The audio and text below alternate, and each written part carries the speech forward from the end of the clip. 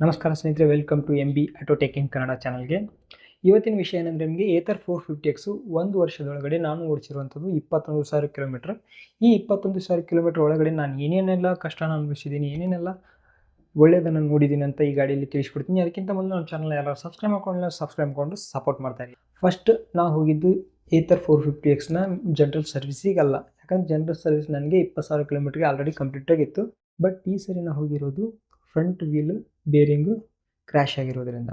ನಾನು ನೋಡ್ಬೋದು ನೀವು ಇಲ್ಲಿ ಸ್ಕ್ರೀನಲ್ಲಿ ಇದೇನು ಬೇರಿಂಗ್ ಇದೆಯಲ್ಲ, ಇದು ಕಂಪ್ಲೀಟಾಗಿ ಕ್ರ್ಯಾಶ್ ಆಗಿದೆ ಅಂತ ಹೇಳ್ಬೋದು. ಎರಡಿರುತ್ತೆ ಫ್ರಂಟಲ್ಲಿ, ಇದೊಂದು ಚೆನ್ನಾಗೈತೆ, ಬಟ್ ಇದೊಂದು ಮಾತ್ರ ಕ್ರ್ಯಾಶ್ ಆಗೈತೆ. ಈ ಕ್ರ್ಯಾಶ್ ಆಗಿರೋದಕ್ಕೆ ಬೆಲೆ ಎಷ್ಟು ಅಂತ ನೋಡಿದ್ರೆ ನಿಮಗೆ ಒಂದಕ್ಕೆ 120 ರೂಪಾಯಿ ಅಂತ ಹೇಳ್ತಿದ್ದಾರೆ, ಅಂದರೆ 240 ರುಪೀಸ್ ಆಯಿತು. ಮತ್ತು ಸರ್ವಿಸ್ ಚಾರ್ಜ್ 200.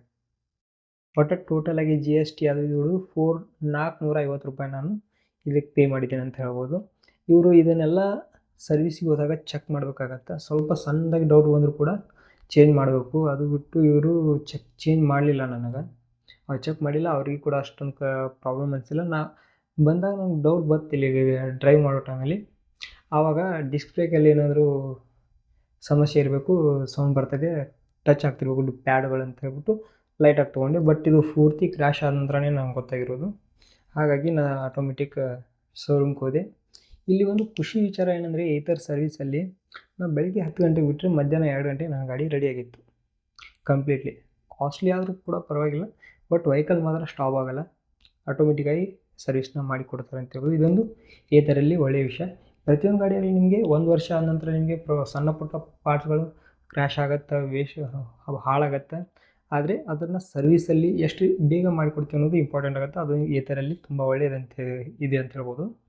ಮತ್ತು ಇದರಲ್ಲಿ 21,000 ಕಿಲೋಮೀಟ್ರಲ್ಲಿ ನಾನು ಹಾಕ್ಸಿರೋದು ಒಂದು ಬೆಲ್ಟು, ಅದು ವ್ಯಾರಂಟಿಯಲ್ಲಿ ಕವರ್ ಆಗಿದೆ. ಮತ್ತು ಒಂದು ಸಾರಿ ಬ್ರೇಕ್ ಪ್ಯಾಡ್ಸ್ನ ಹಾಕಿದ್ದೀನಿ, ಅವು ಕೂಡ ನಾವು ಎಕ್ಸ್ಟ್ರಾ ಕಾಸ್ಟಲ್ಲಿ ಪೇ ಮಾಡಬೇಕು. ಮತ್ತು ಇದೊಂದು ಪಾರ್ಟ್ ಹೋಗಿರೋದು ಬಿಟ್ಟರೆ ನನಗೆ ಏತರಲ್ಲಿ ಯಾವುದೇ ಥರ ಕಂಪ್ಲೇಂಟ್ಸ್ ಬಂದಿಲ್ಲ ಇದುವರೆಗೂ.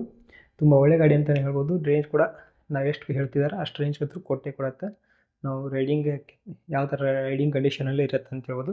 ಒಟ್ಟಾರೆಯಾಗಿ ಈ ರಿವ್ಯೂ ಏನಂದರೆ, ನಿಮಗೆ 21,000 ಕಿಲೋಮೀಟ್ರ್ ಓಡಿಸಿರೋ ನನಗೆ ಇದುವರೆಗೂ ಯಾವುದೇ ಥರ ಪ್ರಾಬ್ಲಮ್ ಅಂತೂ ಬಂದಿಲ್ಲ. ಎಲ್ಲಿ ಥರ ಬ್ರೇಕ್ ಡೌನ್ ಆಗಿ ನಿಂತಿರೋ ಥರ ಆಗಲಿ, ಏನೋ ಮೋಟ್ರಲ್ಲಿ ಕ್ರ್ಯಾಶ್ ಆಗಲಿ, ಬ್ಯಾಟ್ರಿಯಲ್ಲಿ ಪ್ರಾಬ್ಲಮ್, ಈ ಥರ ಯಾವುದೇ ಥರ ಪ್ರಾಬ್ಲಮ್ ಬಂದಿಲ್ಲ. ಜಸ್ಟ್ ಇವು ನಾರ್ಮಲ್ ನಾವು ಓಡಿಸಿರೋದ್ರಲ್ಲಿ ನಮ್ಮ ರೈಡಿಂಗ್ ಕಂಡೀಷನಲ್ಲಿ ಇವು ಹಾಳಾಗಿರುತ್ತೆ.